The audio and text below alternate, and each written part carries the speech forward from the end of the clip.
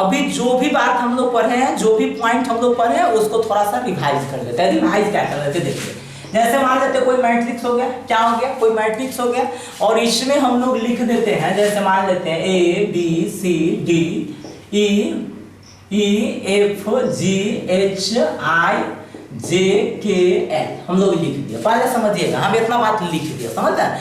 तो यह एक मैट्रिक्स को हम एग्जाम्पल के तौर पर लिखे हैं, और इसमें हम लोगों को बताना है क्या क्या बताना है, जो समझिएगा बहुत ही आसान है, बहुत ही आसान है। अब समझिएगा, एक हम लोग को बताना है नंबर ऑफ, क्या बताना है, number of row, number of row of matrix यहाँ पे लिखा रहता है, समझ रहे हैं ना। तो मैट्रिक्स हम लोग नहीं लिखेंगे, आप लोग समझ रहे हैं कि भाई यहाँ पे मैट्रिक्स है तो मैट्रिक्स के रो की संख्या पूछेगा ना, अदर चीज तो है नहीं यहाँ पे जो पूछेगा। तो जो भी होगा बाद में हम लोग मैट्रिक्स लगा रहेगा क्वेश्चन में, उसके लिए आप लोग टेंशन नहीं लेना है, समझ रहे हैं ना। आप लोगों को किसी भी प्रकार को टेंशन नहीं लेना है। अगर आपको कोई भी अगर डाउट होता है तो आप लोग कमेंट बॉक्स में जाके कमेंट कीजिए, और प्लीज आप जिस तरह से हम आप लोगों को कोऑपरेट कर रहे हैं, आप लोगों को हेल्प करें, उसी तरह से आप लोग भी हमको कोऑपरेट कीजिए, और आप लोगों का सहयोग रहेगा तभी ये चैनल आगे बढ़ेगा, हमेशा ग्रो करेगा। तो अभी आप लोग चैनल पे अगर आप नए हैं तो चैनल को प्लीज सब्सक्राइब कर दीजिए, और बेल आइकन को भी प्रेस कर दीजिए। और जो सेशन अभी जो चल रहा है वो सेशन अगर आपको अच्छा लगता है तो उसको लाइक कर दीजिए, और दोस्तों में ज़्यादा से ज़्यादा इसको शेयर कर दीजिए, ताकि आपके तरह ही आपका दोस्त भी अपना एग्जाम की तैयारी कर सके, समझ आए ना। तो चलिए आइए देखिए, सबसे पहला हम लोग क्या लिखे हैं, नंबर ऑफ रो, क्या लिखे हैं, नंबर ऑफ रो, रो की संख्या। फिर आपसे कोई पूछेगा इसमें number of column, number of columns, number of rose, number of column, समझ रहे हैं ना। फिर आपसे कोई पूछेगा इसमें ऑर्डर, ऑर्डर, समझ रहे हैं, इसका ऑर्डर पूछेगा, ऑर्डर पूछेगा। फिर आपसे पूछेगा number of elements, number of elements, number of क्या पूछेगा, एलिमेंट्स। फिर इसका पूछेगा आपको पॉसिबल ऑर्डर, क्या बोलेगा, पॉसिबल ऑर्डर, समझ रहे हैं ना। आइए समझते हैं, ध्यान दीजिएगा, कोई खास नहीं है, बहुत ही आसान चीज है। आप लोग दिमाग से ये बात हटा दीजिए कि मैट्रिक्स या 12th का कोई टॉपिक हार्ड होता है, क्योंकि आप जैसा सोचते हो वैसा ही होता है, समझ रहे। आप सोचिएगा कि हार्ड है, हार्ड है, हार्ड है, तो आपको हार्ड लगेगा, और आप सोचिएगा कि बहुत आसान है, बहुत आसान है, बहुत आसान है, तो आपको हमेशा आसान लगेगा, और आपको क्वेश्चन बनाने में मजा आएगा, समझ रहे। इसलिए आप दिमाग से ये बात हटा दीजिए कि यह चैप्टर हार्ड होता है या यह चैप्टर हार्ड है। आपको ये बात दिमाग में बसा लेना कि यह चैप्टर बहुत ही आसान है, और इस चैप्टर को कोई भी अगर 6th क्लास का भी अगर बच्चा अगर पढ़ना स्टार्ट करेगा तो उसको समझ में आएगा। तो आपको क्यों नहीं समझ में आएगा, आप तो खुद 12th क्लास में है ना, तो आपको समझ में आएगा। चलिए, नंबर ऑफ रो, रो की संख्या यहाँ पे कितना हो जाएगा, 3। देख लीजिए, 1 रो, 2 रो, 3 रो, इसमें रो के जो संख्या होगा वो क्या हो जाएगा, 3 हो जाएगा। अब समझिएगा, number of columns, number of columns, तो नंबर ऑफ जो कॉलम होगा, कॉलम की संख्या इसमें कितना होगा, 4। देख लीजिए, 1 2 3 4, इसमें कॉलम की संख्या कितना हो जाएगा, 4 हो जाएगा। अच्छा, इसका ऑर्डर, इसका ऑर्डर, अच्छा ऑर्डर पूछ रहा है, तो ऑर्डर हम बोले थे रो बाई कॉलम, तो इसका ऑर्डर क्या हो जाएगा, 3/4, इसका ऑर्डर क्या होगा, 3/4 होगा। फिर हम लोग एक और बात हमको ध्यान में रखना है, इसका कोई पूछेगा नंबर ऑफ एलिमेंट्स, क्या पूछेगा, नंबर ऑफ एलिमेंट्स, तो इसका जो नंबर ऑफ एलिमेंट्स होगा क्या होगा बताइए, नंबर ऑफ एलिमेंट्स, इसको हम बोलते हैं मल्टीप्लाई कर देने के लिए, रो और कॉलम को मल्टीप्लाई कर देने के लिए, रो और कॉलम को अगर मल्टीप्लाई करने के बाद जो हमको प्राप्त होगा उसी को हम लोग क्या बोलेंगे, number of elements of matrix. तो 3 चौका कितना, 12, 3 4 का क्या हो जाएगा, 12, इसमें एलिमेंट की संख्या 12 हो जाएगा। अच्छा, अब इसका कह रहा है पॉसिबल ऑर्डर, तो हम आपको बोले थे possible order number of elements से होता है, नंबर ऑफ एलिमेंट्स जितना दिया रहेगा उसी का हम पॉसिबल ऑर्डर बोल सकते हैं। अगर जो नंबर ऑफ एलिमेंट नहीं पता रहेगा तो उसका हम पॉसिबल ऑर्डर नहीं बोल सकते। तो इसमें हम लोग को नंबर ऑफ एलिमेंट पता है ना, तो नंबर ऑफ एलिमेंट पता है, तो इसका हम पॉसिबल ऑर्डर बोल सकते हैं। क्या बोल सकते हैं बताइए, 12/1 बोल सकते हैं, या 1/12 बोल सकते हैं, या 6/2 बोल सकते हैं, या 2/6 बोल सकते हैं, या 4/3 बोल सकते हैं, या 3 क्या बोल सकते हैं, 4 बोल सकते हैं। समझ में आ रहा है यहाँ तक आपको। अब चलिए, अब नेक्स्ट एक बात और हम लोगों को यहाँ पे अगर समझ लेते तो हम लोग फायदे में रहते हैं। अब क्या समझ लेते तो फायदे में रहते, जो समझिए, देखिए समझिए, जैसे हर चीज का एक जनरलाइज फॉर्म होता है, एक जनरल फॉर्म होता है, हर चीज का एक जनरल फॉर्म होता है। कहिएगा कि सर जनरल फॉर्म क्या होता है, तो चलिए हम इसको आसानी तरीका से आपको समझा देते हैं। जनरल फॉर्म क्या होता है, जैसे आप लोग कभी भी मतलब जर्नी करते हैं तो ट्रेन पर बैठते, तो ट्रेन में आप लोग देखते होइएगा कि दो तरह का डब्बा होता है, एक होता है जनरल डब्बा और एक होता है रिजर्वेशन। कहने का मतलब एक रिजर्व होता है, एक जनरल होता है। जनरल कहने का मतलब उस पर कोई भी आदमी बैठ सकता है। रिजर्व कहने का मतलब जिसका वो फिक्स है, जिसके लिए वो रिजर्व कराया गया वही आदमी सिर्फ बैठ सकता है। वही चीज है यहाँ पे। देखिए सबसे पहला चीज आपको ये बात समझना है। देखिए यह पूरा जो मैट्रिक्स था, उस मैट्रिक्स के जनरल एलिमेंट के लिए एक ही लिख दिया जाता है और उसे लिख दिया जाता है AIJ। क्या लिख दिया जाता है? AIJ। कहने का मतलब ये बात आपको याद रखना है, नोट में आप लोग ये बात समझ लीजिए कि मैट्रिक्स का जो एलिमेंट होता है, आप लोग नोट बनाते चलिएगा। वैसे अगर नहीं नोट बनाना है तो आप लोग एक वीडियो, कोई भी वीडियो मेरा 1 से 2 बार देखिएगा, हम आपको गारंटी देते हैं कि वो दिमाग में बैठ जाएगा।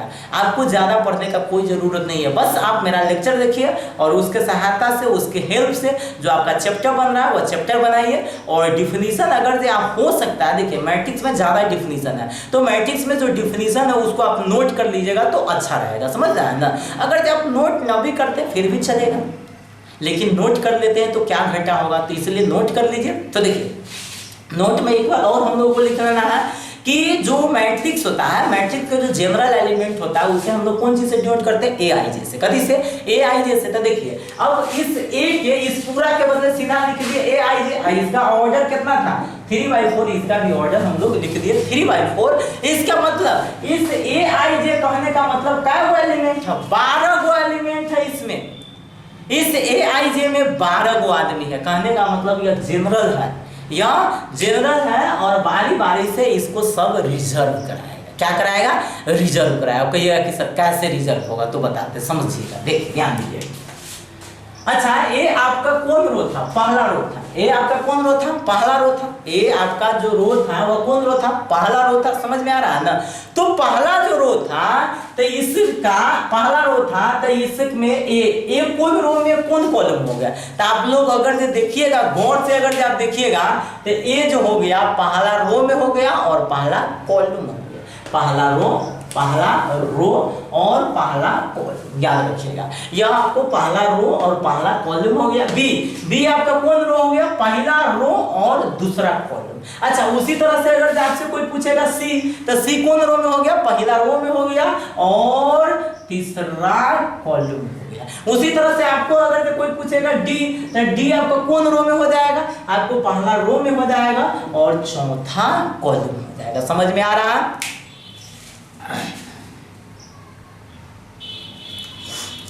चलिए तो यहां तक तो समझने में हमको कोई प्रॉब्लम नहीं है। अब हम लोग आगे बढ़ेंगे। देखिए समझिएगा, आपसे कोई अगर जो पूछेगा A12 का वैल्यू, तो पहले आप इसके बारे में समझिए। अगर ये बात अगर आप समझ लेते हैं तो मैट्रिक्स का सबसे इंपॉर्टेंट पॉइंट है, सबसे इंपॉर्टेंट अगर जो कोई टॉपिक है तो वह जनरल एलिमेंट वाला समझने वाला। इसमें कोई टॉपिक है तो जनरल एलिमेंट। अगर जो जनरल एलिमेंट को अगर आप समझ जाते हैं तो समझ लीजिए कि आप मैट्रिक्स और डिटरमिनेंट का जो बेसिक पॉइंट होता है वह आपको समझ में आएगा।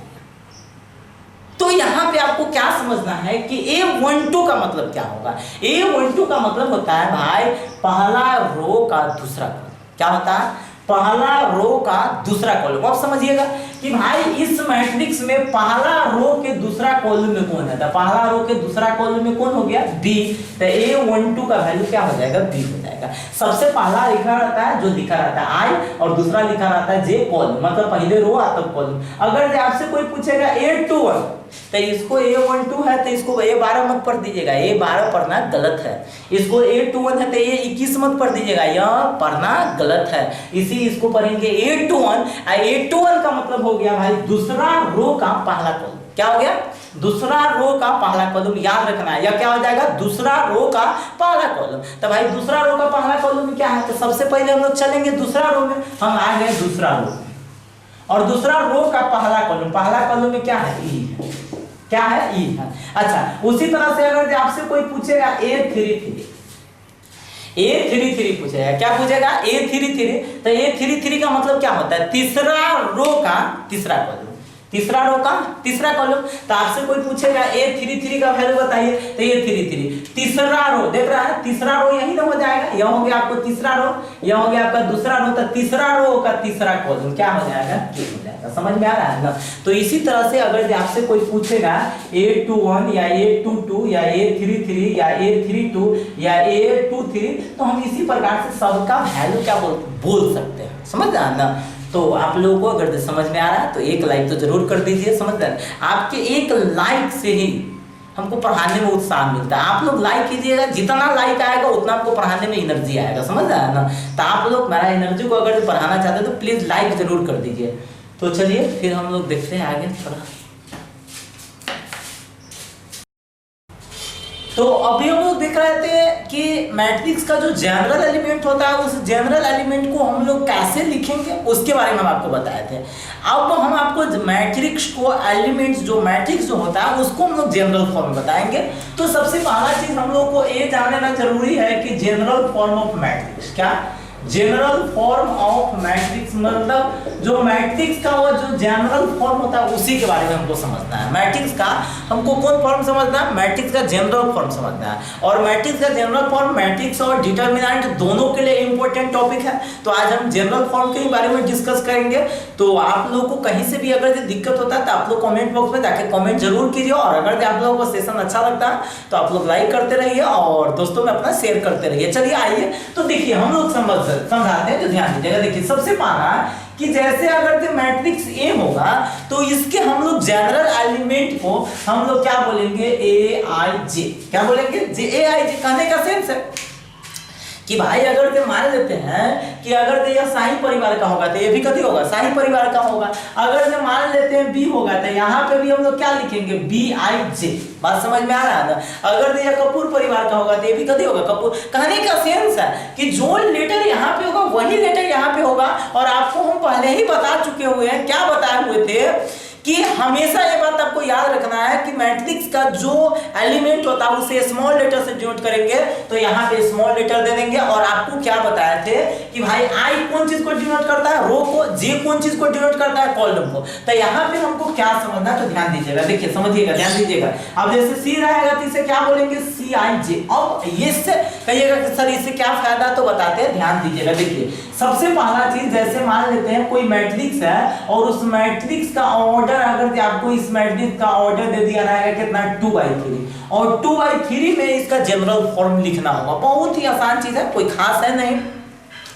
सबसे पहला चीज क्या करेंगे, सबसे पहला चीज करेंगे कि भाई देखो इसको क्या बाय क्या के लिखना है, 2/3 के लिखना है। तो 2/3 के लिखने के लिए सबसे पहला हम लोग लिखेंगे पहला रो पहला कॉलम। तो इसको क्या लिख देंगे, A11 लिखेंगे। इसमें तो कोई डाउट नहीं होना चाहिए मेरे ख्याल से।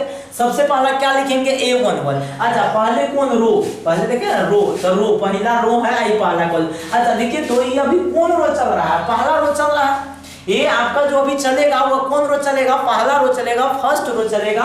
तो हम क्या करेंगे, ये रो आई का वैल्यू तो 1 रहबे करेगा और कॉलम का वैल्यू बढ़ाते जाएंगे। किसका वैल्यू बढ़ाते जाएंगे, कॉलम का वैल्यू बढ़ाते जाएंगे। अर्थात देखो A11 है तो आगे हम बढ़ेंगे तो क्या लिखेंगे, A12 लिखेंगे। क्या लिखेंगे, A12 लिखेंगे। फिर अगर हम लोग आगे बढ़ेंगे तो क्या लिखेंगे, A13 लिखेंगे। फिर अगर हम लोग आगे बढ़ते तो क्या लिखते, A14 लिखते। बट अब यहाँ पे आपको समझना है कि कहां तक लिखना है, 3 ही कॉलम तक लिखना है, 3 ही कॉलम तक लिखना है। तो हम यहाँ पे क्या कर देंगे, स्टॉप कर देंगे। यहाँ पे हम लोग क्या करेंगे, स्टॉप कर देंगे। तो सीधा क्या लिखेंगे, A13। अब चलिए समझिएगा। फिर अब दूसरा रो लिखेंगे। तो जैसे दूसरा रो लिखेंगे तो पहले तो 2 लिखना पड़ेगा ना, तो हम लिखेंगे A21। देखिए अगर इसको भी अगर ऐसे नहीं समझ में आ रहा है तो एक और तरीका से आप लोग समझिए, ABCDEF। अच्छा अगर आपसे कोई पूछेगा, देखिए ई हो गया आपका पहला रो, ई हो गया आपका R1, ई आपका क्या हो गया R2, आई हो गया आपका कथी C1, आई हो गया आपका कथी C2, आई हो गया आपका C3। ऐसे समझिए।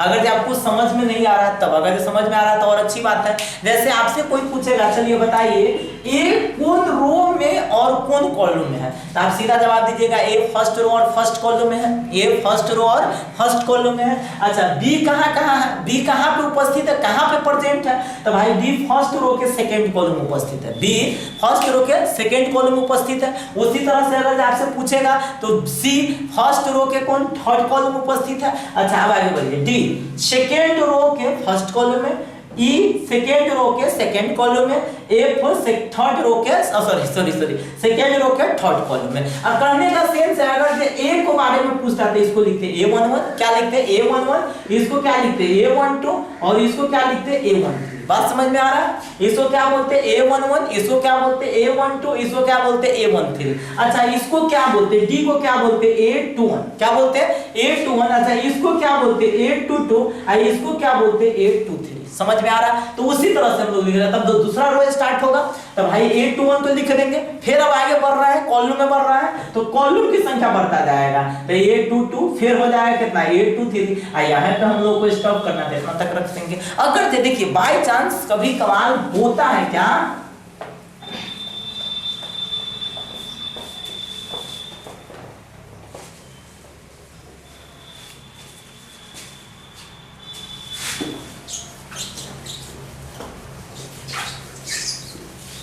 देखिए आपको क्या समझना है, कभी कभार क्या होता है, जैसे आपसे पूछ लेगा कि भाई ऑर्डर जो दिया हुआ है वो क्या बाई क्या दिया हुआ है, M/N दिया हुआ है। ऑर्डर क्या दिया हुआ है, M/N दिया हुआ है, और M/N ऑर्डर के अकॉर्डिंग, M/N ऑर्डर के आधार पर हमको अब क्या करना है, इसका ऑर्डर लिखना है, इसको जनरल फॉर्म में लिखना है। तो सबसे पहले हम लोग मान लेंगे लेट A इक्वल टू, तो A मानेंगे तो A ही लिखना है, ये बात याद रखना। अगर यहाँ पे B मानेंगे तो B लिखेंगे, C मानेंगे तो C लिखेंगे। हम माने क्या A माने, क्या माने A माने, तो A मान लीजिएगा तो सबसे पहले यहाँ पे क्या लिखेंगे A11, क्या लिखेंगे A11। अच्छा फिर आगे क्या लिखेंगे A12, क्या लिखेंगे A12। अच्छा फिर आगे क्या लिखेंगे A13। देखिए ये पहला रो चल रहा है, पहला रो में हमेशा i का वैल्यू 1 रहेगा, i का वैल्यू क्या रहेगा 1 और j का वैल्यू बढ़ता जाएगा।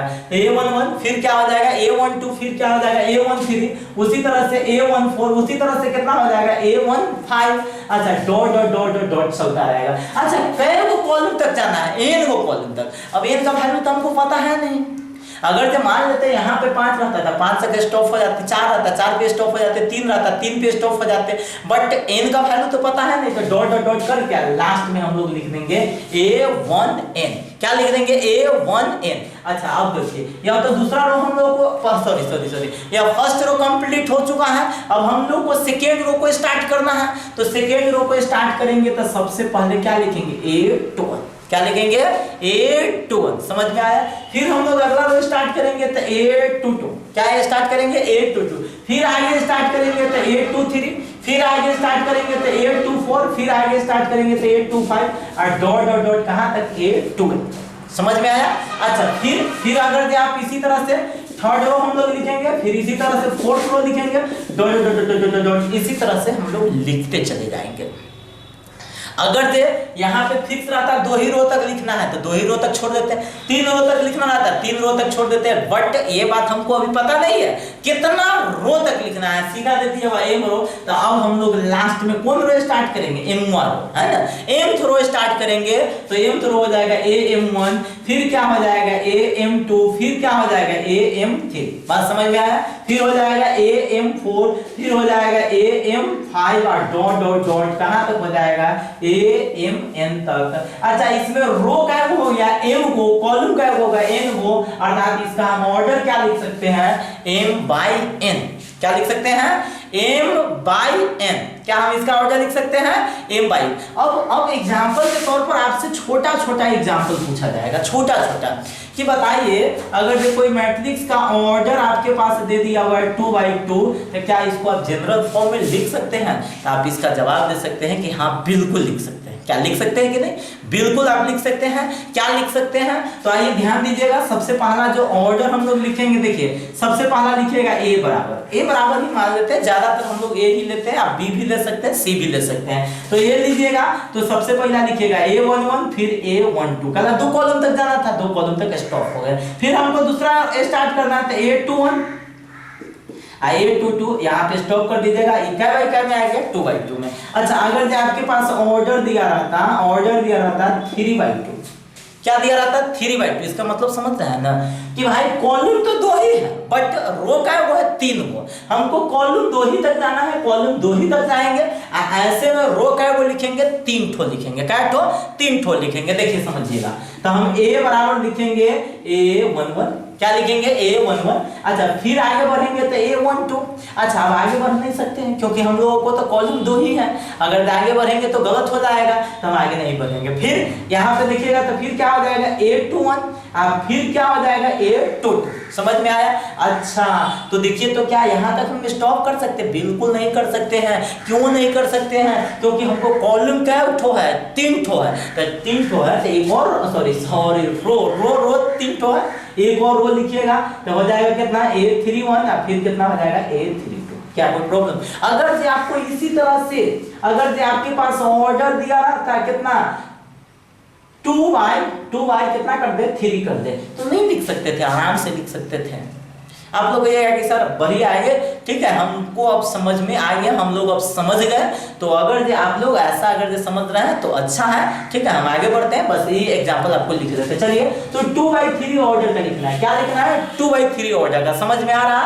तो 2/3 ऑर्डर में हम लोग मानेंगे लेट A इक्वल टू, क्या मानेंगे लेट A इक्वल टू में हम लोग क्या मानेंगे A11, फिर A12 का क्या वो कॉलम तक जाना है 3 वो कॉलम तक, तो फिर क्या लिखिएगा A13। अब कहिएगा कि सर ऐसा ही हम लोग लिखते हैं तो ऐसा ही हम लोग लिखेंगे। अच्छा एक बात और याद रखिए, आप किसी भी ऑर्डर का आप लिखिएगा A तो आपको लिखना ही पड़ेगा, A11 लिखना ही पड़ेगा, हमेशा हम लोग A11 से ही स्टार्ट करेंगे, तो A11 तो लिख देंगे, A11 लिख देंगे, जितना कॉलम तक रहेगा उसको आगे बढ़ाते जाइएगा। अगर 2 ही तक रहता था 2 तक स्टॉप करते, 3 तक रहता था 3 तक स्टॉप कर दिए, 4 तक रहता था 4 तक स्टॉप करते, 5 रहता था 5 स्टॉप करते। समझ में आया? अब क्या काम करेंगे, फिर अब दूसरा रो लिखेंगे तो A21, A22 और A23। समझ में आया? इसका ऑर्डर कितना बाई कितना का हो जाएगा 2/3 का हो जाएगा। तो यह आप लोगों ने क्या समझा, ऑर्डर ऑफ मैट्रिक्स। क्या समझे? Order of matrix. अब हम आपको आगे ले चलते हैं और अगला जो हम लोग का जो टॉपिक होगा, जो अगला हम लोगों का जो पॉइंट होगा वो क्या होगा, कंस्ट्रक्शन ऑफ मैट्रिक्स। तो चलिए हम लोग बढ़ते हैं कंस्ट्रक्शन ऑफ मैट्रिक्स। तो हम लोग क्या लिखे हैं, कंस्ट्रक्शन ऑफ मैट्रिक्स। क्या लिखे हैं, कंस्ट्रक्शन ऑफ मैट्रिक्स। चलिए ध्यान दीजिएगा सभी स्टूडेंट, देखिए ध्यान दीजिएगा कंस्ट्रक्शन ऑफ मैट्रिक्स क्या होता है जो समझिएगा। जैसे कहने का सेंस है कि जैसे आप लोग 10th में आप एक चैप्टर पढ़े होइएगा ज्योमेट्री में कंस्ट्रक्शन, क्या पढ़े होइएगा कंस्ट्रक्शन। और कंस्ट्रक्शन का मतलब होता है कि कोई भी चीज अगर दिया रहता है तो उसको बनाना है। उसी तरह से मैट्रिक्स में भी कुछ बात दिया रहेगा और उस पॉइंट से उस बात से आपको मैट्रिक्स को बनाना रहेगा। तो कहिएगा कि सर मैट्रिक्स में क्या क्या दिया रहेगा, मैट्रिक्स में क्या क्या दिया रहेगा। तो सबसे पहला पॉइंट दिया रहेगा गिवन ऑर्डर ऑफ मैट्रिक्स। सबसे पहला बात क्या दिया रहेगा, गिवन ऑर्डर ऑफ मैट्रिक्स। पहला पॉइंट दिया रहेगा गिवन ऑर्डर ऑफ मैट्रिक्स। फिर दूसरा पॉइंट दिया रहेगा, दूसरा क्या दिया रहेगा आपको AIJ। क्या दिया रहेगा, गिवन AIJ को हम लोग क्या बोलते हैं जनरल एलिमेंट। आपको दिया रहेगा गिवन AIJ जनरल एलिमेंट। समझ में आ गया? अब आगे बढ़िएगा, कहिएगा कि सर कंस्ट्रक्शन के लिए हम लोग ऑर्डर से और AIJ से क्या करेंगे। तो आइए फिर समझते हैं। कंस्ट्रक्शन के लिए आपको ऑर्डर से क्या करना है, मैट्रिक्स को जनरल फॉर्म में लिख देंगे। सबसे पहले हम लोग मैट्रिक्स को जनरल फॉर्म में राइट कर देंगे, मतलब लिख लेंगे। मैट्रिक्स को कौन फॉर्म में लिखेंगे, जनरल फॉर्म में लिखेंगे। मैट्रिक्स को कौन फॉर्म में लिखेंगे, जनरल फॉर्म में लिखेंगे। और जनरल फॉर्म में लिखने के बाद जो AIJ का जो वैल्यू दिया रहेगा, किसका जो वैल्यू दिया रहेगा, AIJ का जो वैल्यू दिया रहेगा उसके अकॉर्डिंग, उसके आधार पर हम लोग क्या करेंगे, उसके आधार पर हम लोग क्या करेंगे, वैल्यू निकालेंगे। सभी एलिमेंट का वैल्यू निकालेंगे और लास्ट में जो आएगा वही आपका रिजल्ट हो जाएगा। तो आइए हम एक एग्जांपल लेके चलते हैं। क्या एक एग्जांपल लेके चलते हैं। देखिए आज का एग्जांपल, जैसे एग्जांपल में आप लोगों को क्या बोल देगा जो समझ लीजिए, है ना, लिख देगा आपको क्या चीज, कंस्ट्रक्ट। क्या कर देगा, construct of 2/2 matrix where AIJ equal to 2I minus j। यही पॉइंट को हमको विशेष समझना है। इसमें 2 ही पॉइंट आपको दिया रहता है, समझ, बस 2 ही पॉइंट आपको दिया रहेगा और आप इस पॉइंट को समझिए। ध्यान दीजिएगा सभी स्टूडेंट, देखिए क्या है जो समझिएगा। सबसे पहला चीज आप लोग जैसे ही अगर आप सॉल्यूशन करते हैं तो पहले आप ये बात लिख लीजिए गिवन कि आप लोगों को क्या क्या चीज दिया हुआ है, आप लोगों को क्या क्या चीज दिया हुआ है वो आपको समझना है। गिवन सबसे पहला क्या दिया हुआ है, ऑर्डर, इसको क्या बोलते हैं ऑर्डर, हम लोग को ऑर्डर दे दिया हुआ, ऑर्डर क्या दे दिया हुआ 2/2।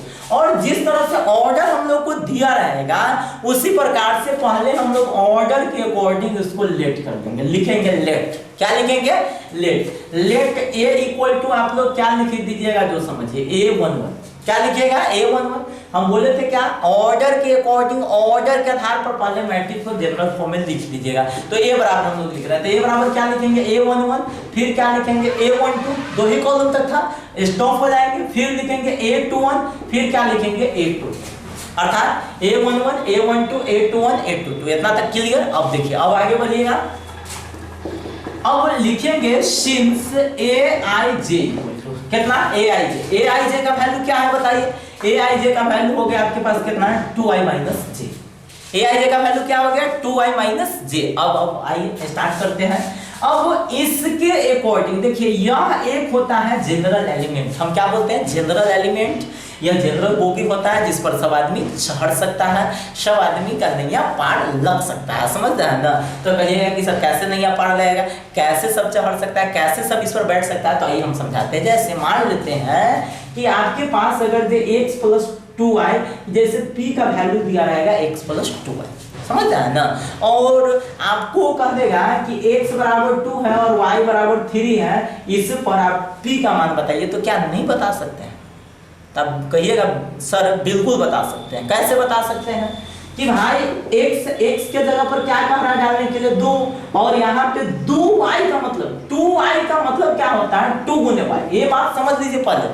2y का मतलब क्या होता है 2 गुने y होता है, तो यहाँ पे हम लोग 2y है तो 2 गुने y का मान डाल देंगे कितना 3, अर्थात हो जाएगा 2 3 6 6 और 2 8, इसका आंसर कितना आएगा 8। तो हमको दिया हुआ Aij = 2i - j, तो यहाँ पे भी हमको समझना है कि भाई 2i का मतलब क्या हो गया 2 गुने i, सॉरी 2 गुने कितना i, ये बात याद रखना है। 2i का मतलब हो गया भाई 2 गुने कितना 2 गुने i हो गया, तो समझ सकते हैं यहाँ पे। अब इसी तरह से लिखेंगे, इसीलिए A11, तो आपको A11 में किसमें A11 में आपको पहले ये समझना है कि भाई i का वैल्यू कितना है 1, i का वैल्यू कितना हो जाएगा 1 हो जाएगा, j का वैल्यू कितना हो जाएगा 1। सबसे पहला जो दिया रहता है, जो सबसे पहले वाला जो चीज होता है उसको बोलते हैं i। क्या है कि डिनोट से ही हम लोग जानते हैं कि भाई इसे कौन चीज से डिनोट करते हैं Aij से, और Aij में पहले वाला i, पहले वाला रो और दूसरा वाला कॉलम, पहला वाला कहते हैं रो, दूसरा वाला कॉलम, तो पहला वाला आपको कितना हो गया रो, है ना, पहला वाला आपको कितना हो गया रो, तो रो हो गया 1 और j हो गया 1, i का वैल्यू भी 1, j का वैल्यू 1, i और j के वैल्यू यहाँ पे हम लोग क्या कर देंगे पुट कर देंगे। देखिए समझिए आसान, मतलब धीरे धीरे समझिए। आप लोग का अभी थ्योरी मतलब थ्योरी चल रहा है ना, तो थ्योरी के टाइम में आप लोग थोड़ा सा धीरे धीरे चलिए, वहीं जब हम लोग क्वेश्चन में आएंगे तो जितना फास्ट आप चलना चाहिएगा वो चल सकते हैं, कोई प्रॉब्लम नहीं है, समझ रहे। बट आप लोग को थ्योरी अभी हो रहा है, थ्योरी में आप लोग स्लो चलिए। चलिए देखिए, तो 2i - j है, तो 2 गुने i का वैल्यू 1, j का वैल्यू कितना 1, अर्थात इसका आंसर कितना आ जाएगा 1, ठीक है। 2 गुने 1 तो 2 में से जाएगा तो 1। अच्छा फिर आप डालिएगा A12, क्या डालिएगा A12, तो हो जाएगा 2, i का वैल्यू कितना 1 है, j के वैल्यू 2, अर्थात कितना हो जाएगा 0। समझ में आया। अच्छा फिर हम लोग बढ़ेंगे A21 की तरफ, तो A21 तो i का वैल्यू कति 2, j के वैल्यू 1, तो 2 इंटू कितना 2 और j के वैल्यू 1, अर्थात कितना हो जाएगा 3। समझ में आ रहा है सबको? अगर जो आपको समझ में आ रहा है तो लाइक करते चलिएगा, लाइक करते चलिए। अब देखिए ए अगर से 2 अगर से करेंगे, ए 2 निकालेंगे तो i का वैल्यू 2, j का वैल्यू 2, अर्थात हो जाएगा 2 इंटू 2 माइनस 2 इक्वल टू में कितना हो जाएगा 2 आंसर हो जाएगा। समझ में आ रहा है? एकदम क्लियर है ना? हाँ ठीक है। ओ सॉरी एक मिनट यहाँ पे जे है ना, तो देखिए 2 इंटू 2, जे के जगह पर भी 2 डाल दिए, A2, हाँ ठीक है क्लियर। तो देखिए अब ए सबका वैल्यू निकल गया और लास्ट में जो हम लोग लिखेंगे तो हम यहाँ पे लिख देंगे लास्ट में, बस मेरा काम हो गया खत्म। देखिए लास्ट में आप लोग कैसे लिखिएगा जो समझ लीजिए, लास्ट में सिर्फ आपको लिख देना है, इसीलिए a बराबर कभी बराबर a बराबर सबका वैल्यू लिख दीजिए। सबसे पहला 1, तब 0 और फिर कितना 3 और 2, यही आपका क्या हो गया आंसर हो गया।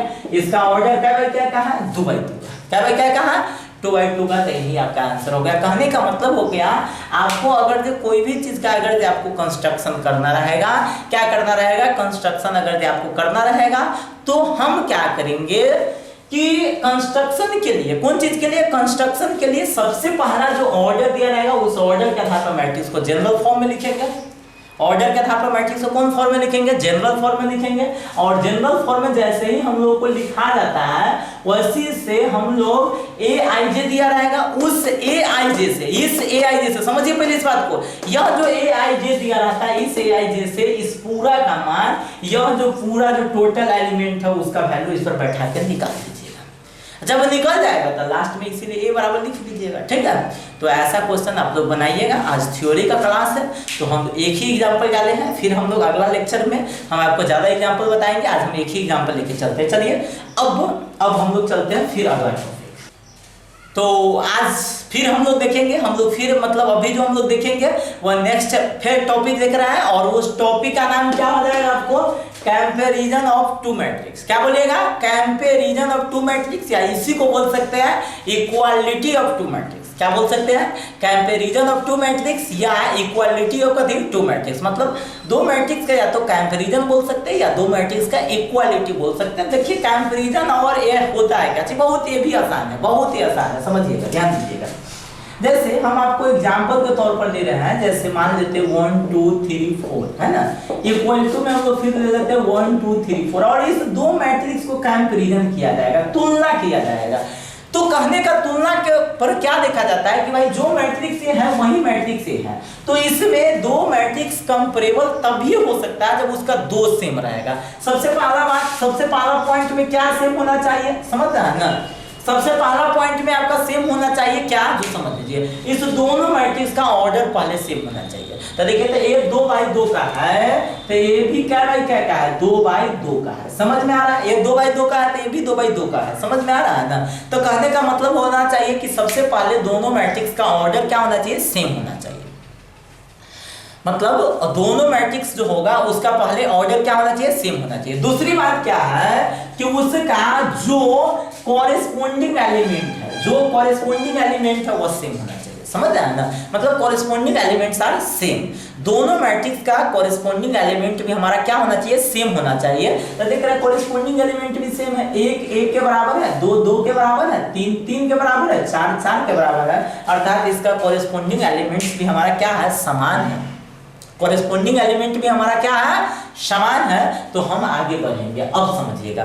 तो इसको हम बराबर लिख सकते हैं, अगर ऐसा नहीं रहता तो बराबर नहीं लिख सकते। अर्थात कहने का मतलब दो मैट्रिक्स कंपैरिजन मैट्रिक्स या कंपैरेबल मैट्रिक्स तभी कहलाता है जब दोनों का ऑर्डर तथा कॉरेस्पॉन्डिंग एलिमेंट क्या होता है समान होता है। कोई भी अगर आपसे पूछ देगा कि दो मैट्रिक्स इक्वलिटी कब कहलाएगा, दो मैट्रिक्स इक्वल कब कहलाता है, तो दो मैट्रिक्स इक्वल कब कहलाएगा, समझ रहे हैं ना। तो दो मैट्रिक्स इक्वलिटी तभी इक्वल तभी कहलाता है जब दोनों मैट्रिक्स का ऑर्डर, दोनों मैट्रिक्स का क्या ऑर्डर तथा कॉरेस्पॉन्डिंग एलिमेंट क्या होगा समान होगा। दो मैट्रिक्स का ऑर्डर और कॉरेस्पॉन्डिंग एलिमेंट समान होगा तब दोनों मैट्रिक्स इक्वल कहलाएगा। अगर ये समान दोनों में से कोई भी एक नहीं होगा तो वह इक्वल मैट्रिक्स नहीं कहलाएगा। तो देखिए तो ये दोनों मैट्रिक्स इक्वल है, तो अगर मान लेते हैं ये ई होगा ए, ई होगा बी, तो इसको आप लिख सकते हैं ए बराबर बी। और ए बराबर बी आप तब ये लिख सकते हैं जब दोनों ये कंडीशन होगा, या दोनों कंडीशन होगा। क्या क्या कंडीशन आपको लिखे थे याद है, समझ रहे हैं कि दोनों का ऑर्डर सेम होना चाहिए और प्लस में दोनों का जो कॉरेस्पॉन्डिंग एलिमेंट होगा जो सेम होना चाहिए, समझ रहे हैं। अब जैसे हम एग्जांपल के तौर पर लिख लेते हैं a इक्वल टू 1 3 4 7, फिर b इक्वल टू भी लिख लेते हैं कितना 1 3 4 7। देखिए समझिएगा ध्यान दीजिएगा। यहाँ पे भी ए 1 3 4 7 है, यहाँ पे भी 1 3 4 7 है, दोनों का ऑर्डर भी सेम है, कॉरेस्पॉन्डिंग एलिमेंट भी सेम है, तो यहाँ पे हम लोग लिख सकते हैं a इक्वल टू बी। क्या लिख सकते हैं? a इक्वल टू बी। अब कहिएगा कि सर इसको क्वेश्चन बनाने में क्या यूज होता है, तो आइए क्वेश्चन बनाने में क्या यूज होता है जो आपको हम बताते हैं। देखिए अब क्वेश्चन बनाने में कैसे इसका यूज होगा, क्वेश्चन बनाने में कैसे इसका हम लोग यूज करेंगे जो बताते हैं। देखिए जैसे मान लेते हैं आपके पास ऐसा दिया रहेगा 1 2 3 4 बराबर में 1 2 3 4, तो क्या यह लिखना सही है? तो बिल्कुल सही है, क्योंकि भाई दोनों का ऑर्डर भी समान है और दोनों का कोरेस्पोंडिंग एलिमेंट भी क्या है? समान है, अर्थात यह लिखा हुआ सही है इक्वल का चिन्ह। अगर तो बाय चांस यह इक्वल का चिन्ह लिखा हुआ है, इसका मतलब आप समझ रहे हैं कि भाई ये दोनों मैट्रिक्स क्या है? इक्वल है। अब यहाँ से क्या करेगा? 3 को हटा के यहाँ पे डाल देगा x और कहेगा भाई आप बताइए x का वैल्यू क्या होगा। दोनों मैट्रिक्स इक्वल है, एक जैसे यहाँ पे सिंबल दिया हुआ इक्वल का, ऐसे कहने का सेंस होता है कि दोनों मैट्रिक्स इक्वल है, तो x का वैल्यू बताइए। इसका मतलब सीधा आप लोग क्या कर दीजिएगा? इक्वल कर दीजिएगा, समझ रहे? कंपैरिजन कर दीजिएगा कि भाई x का वैल्यू किसके बराबर रहा होगा? 3 के बराबर। x का वैल्यू किसके बराबर रहा होगा? 3 के बराबर। अगर जब मान लेते हैं यहाँ पे इसको हटा के यहाँ पे क्या डाल देता है? z डाल देता और कहता पूछता है कि z का वैल्यू बताइए, तो z का वैल्यू क्या बोल देते? 2 बोल देते। तो इसी तरह से बहुत सारा आपका क्वेश्चन बनेगा कि जैसे मान लेते हैं एक बार दिया रहेगा x y z t equal to में आपके पास क्या दिया रहेगा? 1 2 3 4। समझ रहा है ना? देखिए यहाँ पे क्या दिया हुआ x y z t और यहाँ पे क्या दे रखा है 1 2 3 4। आपसे कोई पूछेगा x y z t का वैल्यू, तब कहिएगा कि सर इसमें क्या बड़ी बात है ना, ये तो हम भी बना सकते हैं। बिल्कुल बना सकते हैं, आप बोल दीजिए सीधा डायरेक्ट आंसर। x का वैल्यू 1 हो जाएगा, y का वैल्यू 2 हो जाएगा, z का वैल्यू 3 हो जाएगा और t का वैल्यू क्या हो जाएगा? 4 हो जाएगा। लेकिन कभी कभार क्या होता है, इसी में अगर जो लॉन्ग टाइप का क्वेश्चन दे दिया रहता है तो उस समय क्या होता है, स्टूडेंट थोड़ा सा क्या हो जाते हैं, मतलब वो कंफ्यूज हो जाते हैं। तो देखिए कंफ्यूज होने का हमको जरूरत नहीं है। जैसे मान लेते हैं आपके पास क्वेश्चन कभी कभी ऐसे भी दे दिया रहता है x + y 3 x - y 5 equal to में आपके पास दे देगा कितना? 7 3 8 7 3 11 7 3 11 और 5। ये बात आपको दिमाग में क्या रखना है? देखिए ध्यान दीजिएगा सभी स्टूडेंट, कभी कभार क्वेश्चन भी आप लोगों को रॉन्ग हो सकता है, इसीलिए क्वेश्चन को आप समझिए। इसमें जो मर्जी जो नहीं लिख सकते हैं। अगर तो यहाँ पे वेरिएबल है तब तक हर कोई दिक्कत नहीं है, अगर तो यहाँ पे कांस्टेंट है तो यह कांस्टेंट बराबर होना चाहिए। जैसे x + y का 7 तो हो ही जाएगा, कोई दिक्कत नहीं है। लेकिन यहाँ पे अगर जो 5 रहता है, यहाँ पे अगर जो 3 रहता तब क्वेश्चन गलत हो जाता है। तो यहाँ पे 3 है तो यहाँ पे भी क्या होना चाहिए? 3 ही होना चाहिए, जो कि 3 ही है कि मतलब सही है क्वेश्चन। तो देखिए सबसे पहला आपको इक्वलिटी कीजिएगा, बाय इक्वलिटी लिख दीजिएगा या न भी लिखिएगा फिर भी काम चलेगा। बाय इक्वलिटी करने पर, कहने का मतलब इक्वल करते हैं, तो जैसे ही आप इक्वल कीजिएगा तो x + y का जो वैल्यू होगा वो किसके बराबर आ जाएगा? 7 के बराबर आ जाएगा। x + y का वैल्यू किसके बराबर आ जाएगा? 7 के। 3 के बराबर है ये है। फिर हम लोग क्या देखेंगे, x - y का जो वैल्यू होगा, x - y का वैल्यू कितना हो जाएगा? 11 हो जाएगा। 5 के बराबर है ये है। इसको इक्वेशन फर्स्ट मान लीजिएगा, इसको इक्वेशन सेकेंड मान लीजिएगा। और आप लोग एक मेथड जानते हैं जिस मेथड का नाम होता है एलिमिनेशन मेथड, जिसको लोकतीकरण विधि हिंदी में कहा जाता है। उस विधि के द्वारा आप लोग क्या कीजिएगा, इसमें से x y का वैल्यू निकाल दीजिएगा, तो इस दोनों को ऐड कर दीजिएगा, लिख दीजिएगा एडिंग, है ना। जोड़ने पर y से y कैंसिल हो जाएगा, x 2x 7 11 कितना हो जाएगा? 18। इसीलिए हम लोग x बराबर लिख लेंगे 18/2 बराबर में कितना? 9। x का वैल्यू कितना निकलेगा? 9। अब x के वैल्यू से हम लोग यहाँ पे y का वैल्यू डालेंगे, तो हम यहाँ पे लिख लेंगे from equation first. From equation first का मतलब हो गया कि समीकरण 1 से। किससे? समीकरण 1 से। समीकरण 1 क्या है आपके पास? x + y = 7। आप लोग को पता होगा ना, आप लोग को पता क्या होगा कि भाई या इस तरह का इक्वेशन रहता है तो कोई समीकरण 1 से ले लीजिए या समीकरण 2 से ले लीजिए, दोनों में से x y का मान निकल जाएगा। तो x के जगह पर आप क्या पुट कर दीजिएगा? 9। तो 9 + y का वैल्यू डाल दीजिएगा और y का जो वैल्यू हम लोगों के पास पता भी नहीं है तो y को रहने दीजिएगा, बराबर में 7। अब y का वैल्यू निकल जाएगा, तो 7 - 9 = -2। लास्ट में लिख दीजिएगा हेंस, क्या लिख दीजिएगा? हेंस x का जो वैल्यू निकला वो कितना निकला? 9 और y का जो वैल्यू निकला वो कितना निकला? -2। समझ रहे हैं ना? तो यही चीज होता है, इसी से आपको बोलते हैं कंपैरिजन ऑफ मैट्रिक्स या इक्वालिटी ऑफ मैट्रिक्स। इसी तरह का क्वेश्चन आपको पूछा जाएगा। तो हम आपको बोले हैं कि आज का मेरा जो क्लास है वो थ्योरी का क्लास है, इसमें थोड़ा सा हम लोग क्वेश्चन को कम ही रखते हैं और हम लोग जैसे मतलब एक्सरसाइज बनाएंगे उस एक्सरसाइज के टाइम हम लोग ज़्यादा एग्जाम्पल लेंगे। तो पहले हम एग्जाम्पल का एक लेक्चर देंगे और वो एग्जाम्पल के लेक्चर के बाद हम आपको एक्सरसाइज का लेक्चर लेके आएंगे, समझ रहे हैं ना। तो चलिए हम स्टार्ट करते हैं, समझ रहे हैं ना। फिर हम लोग चलते हैं अगला टॉपिक। तो फिर हम लोग आ गए हैं, अब देखेंगे नेक्स्ट टॉपिक। और जो अब जो मेरा जो टॉपिक होगा, जो अभी हम लोगों का जो टॉपिक होगा अब का जो टॉपिक होगा वह क्या होगा आपका, टाइप्स ऑफ मैट्रिक्स। क्या होगा, टाइप्स ऑफ मैट्रिक्स। यह बहुत इंपॉर्टेंट होता है क्योंकि मैट्रिक्स का टाइप अगर आप तब तक नहीं समझिएगा तब तक आपको मैट्रिक्स में जो क्वेश्चन बनाएंगे उसमें परेशानी हो सकता है, उसमें हम लोग कंफ्यूजन आ सकता है, कंफ्यूजन हम लोगों को आ सकता है। तो अगर जब चाहते हैं कि कंफ्यूजन पैदा नहीं हो, कंफ्यूजन हम लोगों को नहीं हो, तो आप इसको जो अभी हम लोग पढ़ रहे हैं टाइप्स ऑफ मैट्रिक्स, इसको आप बढ़िया से समझिए, बढ़िया से देखिए समझिएगा। सबसे पहला टाइप्स ऑफ मैट्रिक्स में सबसे पहला का जो मैट्रिक्स का जो हम लोग टाइप पढ़ेंगे, सबसे पहला मैट्रिक्स का टाइप हम लोग पढ़ेंगे जीरो मैट्रिक्स। क्या पढ़ेंगे सबसे पहला, जीरो मैट्रिक्स। सबसे पहला हम लोग क्या पढ़ेंगे, जीरो मैट्रिक्स। क्या पढ़ेंगे, जीरो मैट्रिक्स। फिर हम लोग देखेंगे रो मैट्रिक्स। फिर क्या देखेंगे, रो मैट्रिक्स। फिर देखेंगे कॉलम मैट्रिक्स। फिर क्या देखेंगे, कॉलम मैट्रिक्स। फिर हम लोग देखेंगे रेक्टेंगुलर मैट्रिक्स। फिर हम लोग देखेंगे ए स्क्वायर मैट्रिक्स। रेक्टेंगुलर के बाद क्या देखेंगे, ए स्क्वायर मैट्रिक्स। समझ रहे हैं, देखिए फिर से एक बार क्लियर कर लीजिए। सबसे पहला जीरो मैट्रिक्स, सबसे पहला क्या देखेगा, जीरो मैट्रिक्स। उसके बाद रो मैट्रिक्स, उसके बाद कॉलम मैट्रिक्स, उसके बाद रेक्टेंगुलर मैट्रिक्स, उसके बाद स्क्वायर मैट्रिक्स। समझ में आ रहा है ना। उसके बाद क्या देखेगा, स्क्वायर मैट्रिक्स। फिर हम लोग देखेंगे हॉरिजॉन्टल मैट्रिक्स। फिर देखेंगे वर्टिकल मैट्रिक्स। यहाँ तक मैट्रिक्स का टाइप्स और आगे है, पहले हम इतना तक समझेंगे, समझ रहे हैं ना। सबसे पहला जीरो मैट्रिक्स, सबसे पहला जीरो मैट्रिक्स देखेंगे। दूसरा हम लोग क्या देखेंगे, दूसरा horizontal matrix, sorry row matrix. तीसरा देखेंगे कॉलम मैट्रिक्स। चौथा देखेंगे रेक्टेंगुलर। पांचवा देखेंगे ए स्क्वायर। छठा हम लोग देखेंगे हॉरिजॉन्टल और सातवां हम लोग देखेंगे वर्टिकल मैट्रिक्स। समझ में आ रहा है ना। तो आइए आज का सबसे जो पहला जो मैट्रिक्स है उस मैट्रिक्स के बारे में हम आपको समझाते हैं, ध्यान दीजिएगा।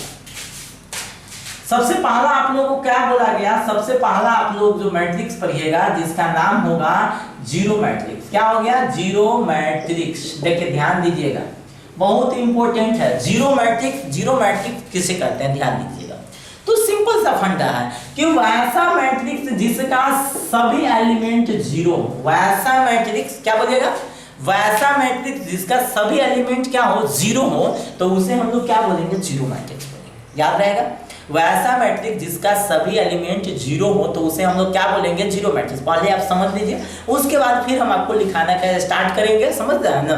तो पहले आप समझिए, टेंशन नहीं लीजिए, पहले आप समझिए। देखिए समझिए, जीरो मैट्रिक्स। कोई अगर आपसे पूछेगा जीरो मैट्रिक्स किसे कहते हैं, तो ऐसा मैट्रिक्स जिसका सभी एलिमेंट जीरो है। ऐसा कोई जरूरी नहीं है कि भाई यह 2/2 ही ऑर्डर का होगा, या यह ए का वैल्यू जैसे 0 0 0 0 0, यह कितना, यह हो गया 3/2 ऑर्डर का। तो इसका ऑर्डर कोई भी हो उससे मतलब नहीं रखना है, लेकिन ए हमको फिक्स होना चाहिए, ये हमको जरूर होना चाहिए कि उसका जो भी एलिमेंट है वह एलिमेंट हमारा क्या होना चाहिए, जीरो होना चाहिए। जैसे ए बराबर दिया रहेगा 0 0 0 0 0 0 0 0 0 0 0 0 0 0 0 0 0, यह मैट्रिक्स क्या है, जीरो मैट्रिक्स। यह मैट्रिक्स क्या है, जीरो मैट्रिक्स है। समझ में आ रहा है, तो कहिएगा कि सर जीरो मैट्रिक्स में हमेशा जीरो ही होना चाहिए, बिल्कुल हमेशा जीरो होना चाहिए। अगर ये एक भी एलिमेंट अगर ये अलग हो गया, जैसे मान लेते हैं यहाँ पे 4 डाल दिए, तो यह आपका जीरो मैट्रिक्स नहीं होगा। समझ में आ रहा है। तो सबसे पहला अगर आपसे कोई पूछेगा zero matrix, what is zero matrix, वैसा मैट्रिक्स जिसका सभी एलिमेंट जीरो, वैसा मैट्रिक्स जिसका सभी एलिमेंट जीरो हो। A matrix has all elements are zero. समझ रहे हैं, a matrix has all elements are क्या, zero is equal to zero matrix. क्या समझ में आ गया। अब कहने का मतलब होगा कि भाई जीरो मैट्रिक्स को हम लोग डिनोट होता है ना, तो हम जीरो मैट्रिक्स को कौन चीज से डिनोट करेंगे, तो जीरो मैट्रिक्स को देखिए जीरो ऐसे लिखा जाता है, बुक सब में देखिएगा तो जीरो हल्का सा क्या होता है कि लंबा करके लिख दिया जाता है, ओ लिखा रहता है तो वो हमेशा गोला लिखा रहता है। सर्कल के आकार का होगा तो वह क्या होगा, ओ होगा। तो जीरो मैट्रिक्स को हम लोग कौन चीज से डिनोट करते हैं, ओ से। किससे, ओ से। ओ कहीं पे भी लिखा होगा तो समझ लीजिएगा वह जीरो मैट्रिक्स है। क्या है, जीरो मैट्रिक्स है। ये बात सब आपको समझना बहुत ही जरूरी है। अगर जे आप देखिए, हम आपको पहले ही बोले मैट्रिक्स एक बहुत ही आसान चैप्टर है, बहुत ही आसान चैप्टर है।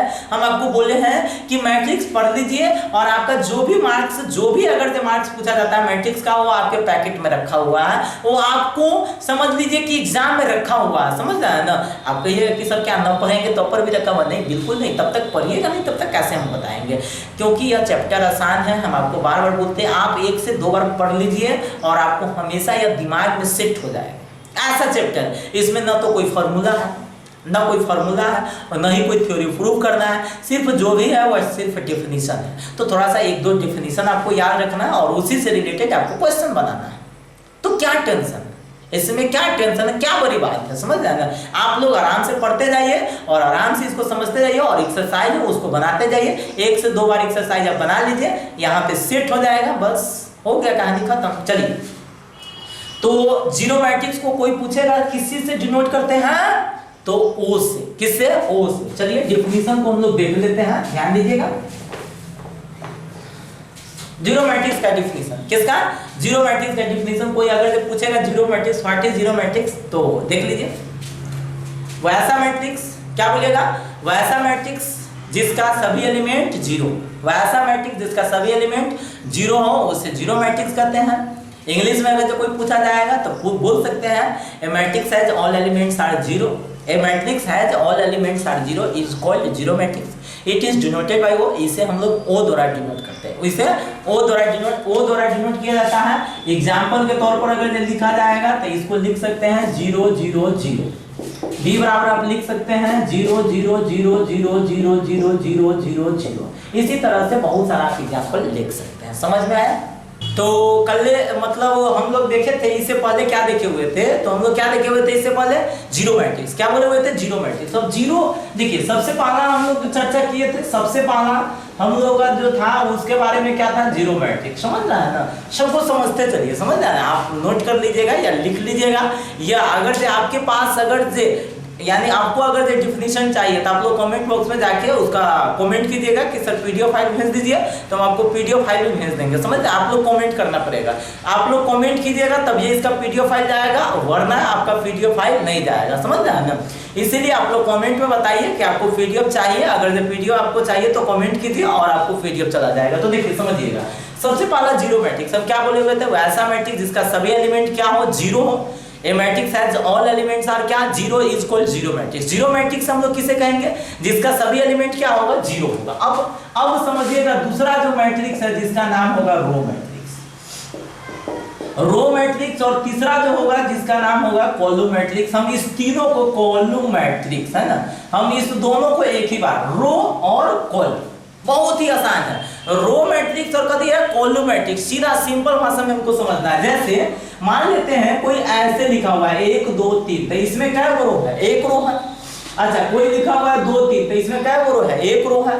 कोई लिखा हुआ है कितना 5 7 9, इसमें क्या रो है? 1 रो। तो जिसमें एक रो होगा उसे रो मैट्रिक्स कहेंगे। उसी तरह से जस्ट एक उल्टा 1 2 3 फिर कभी 4 5 और फिर कभी 6 9 10 11, जिस इसमें क्या वो कॉलम है? एक कॉलम है, तो इसे क्या बोलेंगे? Column matrix. अर्थात कहने का मेरा सेंस है, जिसमें एक कॉलम होगा उसे कहेंगे कॉलम मैट्रिक्स, जिसमें एक रो होगा उसे कहेंगे रो मैट्रिक्स। देखिए कितना सिंपल है, डेफिनेशन सिंपल है। ऐसा मत कहिए कि सर हिंदी मीडियम है इंग्लिश मीडियम, आपको जो मीडियम लिखना है वो मीडियम बोल सकते हैं। समझ रहे? देखिए वैसा मैट्रिक्स जिसमें केवल एक रो हो, वैसा मैट्रिक्स जिसमें केवल एक रो हो उसे रो मैट्रिक्स, वैसा मैट्रिक्स जिसमें केवल एक कॉलम हो उसे कॉलम मैट्रिक्स, जिसमें एक रो होगा उसे रो मैट्रिक्स, जिसमें एक कॉलम होगा उसे कॉलम मैट्रिक्स। एकदम सिंपल है, जिसमें एक रो होगा उसे रो मैट्रिक्स, जिसमें एक कॉलम होगा उसे कॉलम मैट्रिक्स। समझ में आ रहा है ना? अब कहिएगा कि सर इंग्लिश में बताइए, तो a matrix has 1 row, a matrix has only 1 row, या सीधा बोल सकते हैं मैट्रिक्स हैज 1 रो, तो इज कॉल्ड कितना हो जाएगा? Row matrix. और a matrix has 1 column is called column matrix. कहने का सेंस हो गया, वैसा मैट्रिक्स जिसमें केवल एक रो होगा उसे कहेंगे रो मैट्रिक्स, जिसमें केवल एक कॉलम होगा उसे बोलेंगे कॉलम मैट्रिक्स। अब एक यहाँ पे नोट आपको समझ लेना है, यहाँ पे आपको एक नोट क्या समझना है जो दिमाग में रखिएगा। जैसे मान लेते हैं अगर आपके पास 5 रहेगा, तो 5 रो मैट्रिक्स भी है और कॉलम मैट्रिक्स भी है। मतलब 5 जो है, जो दोनों मैट्रिक्स है, रो मैट्रिक्स का रो मैट्रिक्स भी है और कॉलम मैट्रिक्स का कॉलम मैट्रिक्स भी है। तो इस कंडीशन में इसका ऑर्डर कितना होगा? तो 1 by 1। कहने का मतलब 1 by 1 का जो मैट्रिक्स होता है वह रो मैट्रिक्स भी होगा और कॉलम मैट्रिक्स भी होगा। तो आपसे क्वेश्चन ऐसे कर दिया जाएगा कि वैसा मैट्रिक्स का एग्जांपल बताइए जो रो मैट्रिक्स भी होगा और कॉलम मैट्रिक्स भी होगा, है ना। तो उसका ऑर्डर क्या होगा? तो 1 by 1 उसका ऑर्डर होगा। या ऐसा भी बोल सकता है कि भाई 1 by 1 का जो मैट्रिक्स होगा वो कौन कौन मैट्रिक्स होगा? तो आप बोल दीजिएगा रो मैट्रिक्स भी होगा और कॉलम मैट्रिक्स भी होगा। समझ में आ रहा है ना। तो नोट हो गया कि भाई वैसा मैट्रिक्स जिसका ऑर्डर 1 by 1 होगा तो वो कौन मैट्रिक्स होगा? रो मैट्रिक्स और कॉलम मैट्रिक्स। या उल्टा भी पूछ देगा कि वैसा मैट्रिक्स जो रो मैट्रिक्स भी होगा और कॉलम मैट्रिक्स भी होगा तो उसका आप ऑर्डर बताइए। तो आप ऑर्डर क्या बोलिएगा उसका? 1 by 1। अब चलिए आगे बढ़ते हैं। हमको दिमाग में क्या रखना है जो समझिए, है ना। इसका ऑर्डर क्या होगा? 1 by 1। 1 by 1 होगा, रो और कॉलम मैट्रिक्स दोनों होगा, रो एंड कॉलम, है ना। रो एंड कॉलम मैट्रिक्स अगर के दोनों होगा उसका ऑर्डर क्या होगा? 1 by 1 होगा। अब चौथा में हमको समझना है एक बहुत ही रेक्टेंगुलर, क्या पढ़िएगा? Rectangular matrix, rectangular matrix. और पचमा में हम लोगों को पढ़ना है क्या चीज? Square matrix. इसको आप एक बार पढ़ दीजिए। पहला रेक्टेंगुलर, दूसरा का थी स्क्वायर। समझ रहे हैं ना। बहुत ही इंपॉर्टेंट चीज है रेक्टेंगुलर और स्क्वायर मैट्रिक्स। बहुत ही आसान चीज है। देखिए समझिएगा, ध्यान दीजिएगा। जैसे मान लेते हैं 1 2 3 4 5 6 एक ए मैट्रिक्स लिखा हुआ है और एक आपको लिखा हुआ है A = 1 2 3 4। अच्छा, इसमें क्या अंतर है? अंतर है कि भाई इसमें 2 रो है 3 कॉलम है, इसमें 2 रो 2 कॉलम है।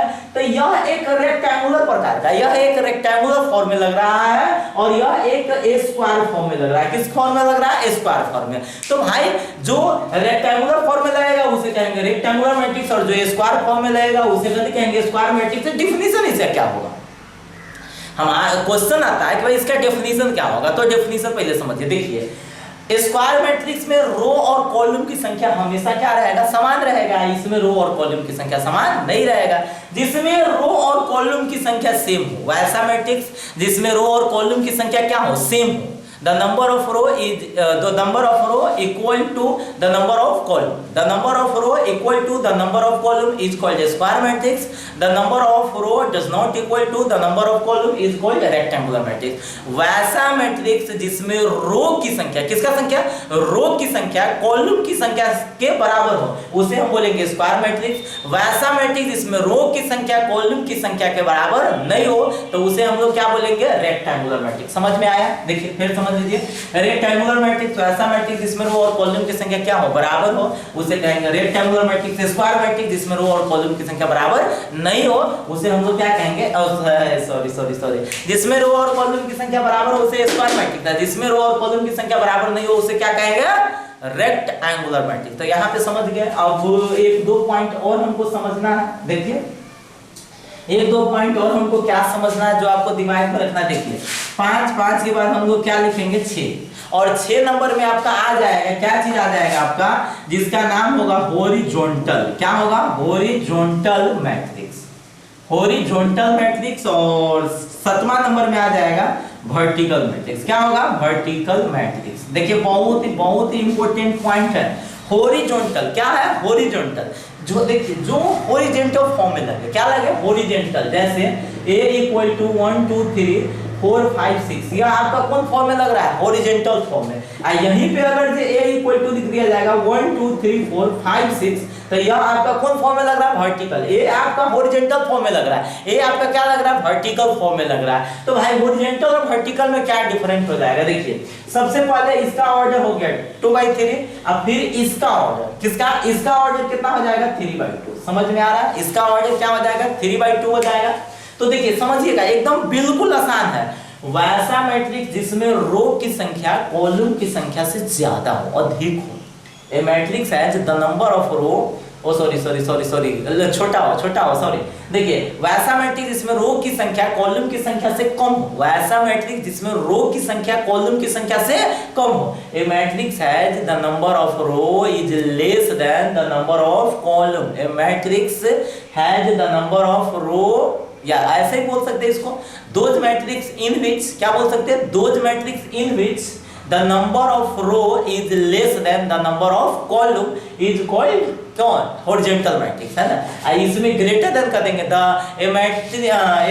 Those matrix in which the number of क्या column row is greater than the number of column, the number of row is greater than the number of column is called vertical matrix। कहने का sense है कि भाई वैसा matrix जिसमें रो की संख्या कॉलम की संख्या से क्या हो, कम हो, है वैसा मैट्रिक्स जिसमें रो की संख्या कॉलम की संख्या से कम हो तो उसे हॉरिजॉन्टल, वैसा मैट्रिक्स जिसमें रो की संख्या कॉलम की संख्या से क्या हो, ज्यादा हो तो उसे हम लोग क्या बोलते हैं, वर्टिकल बोलते हैं। अब कहिएगा कि सर इस डेफिनेशन को रटने से क्या बेनिफिट होगा, डेफिनेशन को रटने से क्या होगा, तो देखिए डेफिनेशन आप लोगों को ऑब्जेक्टिव के लिए बनाया गया है और कभी कभार इसे सब्जेक्टिव में भी यूज हो जाता है, इसलिए आप डेफिनेशन को याद रखें। देखिए हम आपको यहाँ पे कुछ नोट पॉइंट दिखाते हैं, कुछ नोट आपको समझा रहे हैं, समझिएगा, बहुत ही इंपॉर्टेंट है नोट। देखिए कभी कभार देखिएगा एग्जाम में यह एक बहुत इंपॉर्टेंट क्वेश्चन है, एग्जाम के लिए यह बहुत इंपॉर्टेंट क्वेश्चन है। कहिएगा कि सर कौन क्वेश्चन है जो इंपॉर्टेंट है, तो आपको हम समझा रहे हैं, ध्यान दीजिएगा। देखिए क्या इंपॉर्टेंट क्वेश्चन, VVI क्वेश्चन, बहुत इंपॉर्टेंट क्वेश्चन है। कह देगा क्वेश्चन में A इक्वल टू AIJ, यहाँ पे इसका ऑर्डर दे देगा M/N is a square matrix, ये देगा दी स्क्वायर मैट्रिक्स, तब आपका 4 गो ऑप्शन दे दिया रहेगा। पहला ऑप्शन m बराबर नहीं है n, दूसरा ऑप्शन m बराबर कितना दे देगा n, तीसरा ऑप्शन दे देगा m लेस देन n और चौथा ऑप्शन मान लेते हैं डी आपका दे देगा कितना, नॉन, कितना दे देगा, नॉन, समझ आया, डी ऑप्शन आपका क्या दे देगा, नॉन। तो पहले समझिए क्या कह रहा है कि इतना इज ए स्क्वायर मैट्रिक्स, यह एक स्क्वायर मैट्रिक्स होगा। तो पहले आपको तो ये बात समझ में आना चाहिए कि भाई स्क्वायर मैट्रिक्स किसे कहते हैं, जिसमें रो और कॉलम की संख्या सेम हो, जिसमें रो और कॉलम की संख्या क्या हो, बराबर हो। तो देखिए तो यहाँ पे हम आपको बोले थे आई कौन चीज को डिनोट करता है, रो को, जे कौन चीज को डिनोट करता है, कॉलम को, एम ऑर्डर जो लिखा रहेगा उस ऑर्डर में एम कौन चीज को डिनोट करेगा, रो की संख्या को। याद रखिए कहीं पे भी कोई मैट्रिक्स का ऑर्डर दिया रहेगा तो पहला वाला जो लेटर होगा वो कौन चीज को डिनोट करेगा, रो की संख्या को, और दूसरा वाला डिनोट करेगा कॉलम की संख्या को। ए हो जाएगा आपका नंबर ऑफ रो, ए हो जाएगा नंबर ऑफ कॉलम। तो भाई यहाँ पे हम बोले थे स्क्वायर मैट्रिक्स किसे कहते हैं, तो जिसमें रो और कॉलम की संख्या क्या होगा, सेम होगा। तो जिसमें रो और कॉलम की संख्या सेम होगा उसे स्क्वायर मैट्रिक्स कहते हैं। तो यहाँ पे लिखा हुआ m does not equal to n, मतलब रो की संख्या कॉलम की संख्या के बराबर नहीं है। इसका मतलब रेक्टेंगुलर रहता तब जाके यह मेरा ऑप्शन सही होता, बट यहाँ पे क्या है, स्क्वायर है, यहाँ पे क्या है, स्क्वायर है। तो स्क्वायर के लिए आपका क्या होना चाहिए, रो की संख्या कॉलम की संख्या के बराबर होना चाहिए, अर्थात आपका ऑप्शन क्या हो जाएगा, बी सही हो जाएगा। तो इसीलिए हम आपको यहाँ पे कुछ नोट समझाते हैं, समझ रहे हैं, कुछ यहाँ पे नोट लिखते हैं और आप लोग इसको थोड़ा सा दिमाग में रखिएगा। चलिए हम लोग नोट समझा देते हैं, देखिए ध्यान दीजिएगा, बहुत इंपॉर्टेंट है, इससे 1 नंबर ऑब्जेक्टिव क्वेश्चन एग्जाम में आना ही है, तो इसलिए आपको समझ लेना है इसको। अगर कहीं से भी आपको कोई डाउट होगा तो आप लोग कॉमेंट बॉक्स में जाके कमेंट कीजिए और आप लोग थोड़ा सा सपोर्ट करते रहिए, और आप लोगों का सपोर्ट ही हमको पढ़ाने के लिए उत्साहित करता रहता है, समझ रहे हैं। तो आप लोग सपोर्ट करते रहिए। सपोर्ट क्या करना है कि भाई चैनल को अगर से सब्सक्राइब नहीं किए हुए तो सब्सक्राइब कर दीजिए, अगर से सब्सक्राइब कर दिए तो आपका बहुत बहुत शुक्रिया। और अगर ये सेशन आपको अच्छा लगता है तो उसको लाइक कर दीजिएगा और दोस्तों में शेयर कर दीजिएगा। शेयर इसलिए कीजिए कि जैसे आप पढ़ रहे हैं उसी तरह आपका कोई फ्रेंड्स होगा 12th में तो वो भी अपना तैयारी कर सके, तो आप इसको ज़्यादा से ज़्यादा ग्रुप में शेयर कर दीजिए, समझ रहे हैं ना। और चलिए तो ध्यान दीजिएगा, हम लोग नोट बता रहे थे, नोट क्या है हम लोगों को यहाँ पे समझना है। देखिए क्या है नोट, जो समझिए कि जैसे मान लेते हैं आपके पास दिया रहेगा a इक्वल टू AIJ, यहाँ पे दिया रहेगा M/N। अब कहेगा कि यह एक जीरो मैट्रिक्स होगा, इज ए है ना, तो जीरो मैट्रिक्स होता। अगर यह जीरो मैट्रिक्स होता तब जाके इसका कंडीशन क्या होता है, तो जीरो मैट्रिक्स क्या होगा, जीरो मैट्रिक्स। तो जीरो मैट्रिक्स के लिए याद रखना है कि भाई अगर यह जीरो मैट्रिक्स होगा तो हम जीरो मैट्रिक्स का डेफिनेशन बताए कि जिसमें रो सभी एलिमेंट जीरो। जीरो मैट्रिक्स का डेफिनेशन क्या होता है, जिसमें सभी एलिमेंट क्या होगा, जीरो होगा। तो जिसका सभी एलिमेंट जीरो होगा तो उसे हम लोग जीरो मैट्रिक्स बोलते हैं। इसका मतलब सभी एलिमेंट को कौन डिनोट करता है, AIJ। इसका मतलब है AIJ का वैल्यू क्या होना चाहिए, जीरो होना चाहिए, समझ आया, पहला कंडीशन। अच्छा दूसरा में रहता है रो मैट्रिक्स। तो भाई रो मैट्रिक्स के लिए क्या कंडीशन होता है, रो मैट्रिक्स का हम डेफिनेशन बताया जिसमें केवल एक रो, जिसमें केवल एक रो होगा उसे क्या कहेंगे, रो मैट्रिक्स। तो रो मैट्रिक्स में हम लोग लिख देते जिसमें केवल एक रो होता है। m रो के संख्या को डिनोट करता है, इसका मतलब m का वैल्यू कितना हो जाना चाहिए, 1 होना चाहिए। अच्छा, तीसरा नंबर में अगर आपसे कोई पूछता है कॉलम मैट्रिक्स है ना, तो कॉलम मैट्रिक्स आप क्या बोलते हैं कि जिसमें कॉलम की संख्या क्या होगा, 1 होगा, अर्थात m का वैल्यू क्या होगा, 1 होगा। समझ में आया? अच्छा, अब चलिए, अब इसी तरह से अगर आपके पास अगर चौथा टॉपिक अगर कोई पूछता है, क्या पूछता है, चौथा टॉपिक, तो चौथा टॉपिक अगर पूछता है तो चौथा मेरा क्या है, देख लीजिए, रेक्टेंगुलर। क्या है? Rectangular matrix. तो रेक्टेंगुलर मैट्रिक्स के लिए आपको तो समझा चुके हैं कि रेक्टेंगुलर में रो और कॉलम की संख्या बराबर नहीं होगा, अर्थात इसका ऑप्शन क्या हो जाएगा, m does not equal to n, मतलब m का वैल्यू n के बराबर नहीं होना चाहिए, इसे हम लोग क्या बोलेंगे, रेक्टेंगुलर मैट्रिक्स। अच्छा, 4 के बाद हम लोग चलेंगे 5 नंबर क्वेश्चन में। कौन नंबर? 5 नंबर क्वेश्चन में अब यह हो गया रेक्टेंगुलर, क्या हो गया, रेक्टेंगुलर, और रेक्टेंगुलर के जो बाद हम लोग देखेंगे, रेक्टेंगुलर के बाद उसका नाम हो गया आपका स्क्वायर मैट्रिक्स। स्क्वायर मैट्रिक्स क्या बोलते हैं कि भाई रो और कॉलम की संख्या क्या होना चाहिए, बराबर होना चाहिए। रो और कॉलम की संख्या क्या होना चाहिए, बराबर होना चाहिए। याद रखिए, यहाँ पे रो और कॉलम की संख्या क्या होना चाहिए, बराबर। क्यों? क्योंकि यहाँ पे लिखा हुआ है स्क्वायर। स्क्वायर मैट्रिक्स का डेफिनेशन आपको बताया जिसमें रो और कॉलम की संख्या बराबर हो। अब देखिए, अब 5 के बाद क्या हो गया, छठा नंबर। क्या हो गया, छठा नंबर। और छठा नंबर जो हम लोग बोलेंगे जिसका नाम है यहाँ पे क्या है, हॉरिजॉन्टल। क्या है, हॉरिजॉन्टल। तो हॉरिजॉन्टल के लिए, हॉरिजॉन्टल में हम लोग क्या बोले कि जो रो की जो संख्या होता है वो कॉलम की संख्या से क्या होता है, कम होता है। मतलब रो का जो संख्या होगा वो कॉलम की संख्या से क्या होगा, कम होगा। अर्थात इसको ऐसे भी बोल सकते हैं, जो कॉलम की संख्या होगा वो रो की संख्या से क्या होगा, अधिक होगा। इस दोनों ऑप्शन में से कोई भी, दोनों ऑप्शन सेम है। अरे इसको ऐसे समझिए कि भाई 2 12 है कथी से, 1 से। 2 12 है 1 से, तो इसको ऐसे भी तो लिख सकते हैं, 1 छोटा है कथी से, 2 से। दोनों बात तो सेम है। तो भाई रो की संख्या कॉलम की संख्या से क्या हो, कम हो, या कॉलम की संख्या रो की संख्या से क्या हो, अधिक हो। तो इसे हम लोग क्या बोलते हैं, हॉरिजॉन्टल। हॉरिजॉन्टल के बाद हम लोग चलेंगे 7वां में, जिसका नाम क्या हो जाएगा, वर्टिकल। क्या हो जाएगा, वर्टिकल मैट्रिक्स। क्या होगा, वर्टिकल मैट्रिक्स। और वर्टिकल मैट्रिक्स को, वर्टिकल जो मैट्रिक्स होगा उसको हम लोग क्या कहेंगे, जो समझिए, वर्टिकल मैट्रिक्स को हम लोग क्या बोलेंगे, इसको बोलेंगे उदाहरण। तो इसमें हमेशा रो की संख्या कॉलम की संख्या से क्या हो, अधिक। उल्टा, जस्ट अब रो की संख्या कॉलम की संख्या से कम होता है, इसमें रो की संख्या कॉलम की संख्या से क्या होगा, अधिक होगा, या कॉलम की संख्या रो की संख्या से क्या होगा, कम होगा। तो इसे क्या करते हैं, वर्टिकल मैट्रिक्स। तो ये कंडीशन आपको याद रहेगा, तो आप 1 नंबर का क्वेश्चन आराम से कर लीजिएगा। समझ जाए ना? अब कहिएगा कि सर इतना पढ़ने के बाद 1 ही नंबर, हाँ तो बिल्कुल 1 ही नंबर होगा ना। और इसका सब्जेक्टिव क्वेश्चन भी तो आएगा, सब्जेक्टिव में भी तो यही हो जाएगा। अभी कुछ और टाइप बचा हुआ है जो आपको समझना है। चलिए हम कुछ और टाइप के बारे में चर्चा करते हैं, ठीक है। तो अब हम लोगों को फिर कुछ और टाइप बचा हुआ है, उसको समझ लीजिए। और अब का जो टाइप होगा वो बहुत इंपॉर्टेंट होगा। सबसे पहला एक टॉपिक आप लोगों को समझ लेना है जिसका नाम होता है डायगोनल। क्या होता है, डायगोनल ऑफ मैट्रिक्स। सबसे पहला एक टॉपिक समझना है, उस टॉपिक का नाम क्या होगा, डायगोनल ऑफ मैट्रिक्स। क्या होगा, डायगोनल ऑफ मैट्रिक्स। समझ में आ रहा है? जिसका सबसे पहला जो नाम होगा वो क्या होगा, डायगोनल ऑफ मैट्रिक्स। मतलब मैट्रिक्स का क्या होगा, डायगोनल होगा। अब कहिएगा कि सर मैट्रिक्स का डायगोनल क्या होता है, जिसके बारे में हम समझा रहे हैं, तो समझिए, ध्यान दीजिएगा। देखिए, सबसे पहला चीज तो आपको ये बात समझना है, सबसे पहला क्या बात समझना है, देखिए समझिएगा कि जैसे मान लेते हैं हम लोग मैट्रिक्स को लिखेंगे जनरल फॉर्म में। क्या लिखेंगे, जनरल फॉर्म में। तो जनरल फॉर्म में लिखेंगे तो क्या होगा, A11 A12 A13 A21 A22 A23, या फिर लिखेंगे A31 A32 और A33।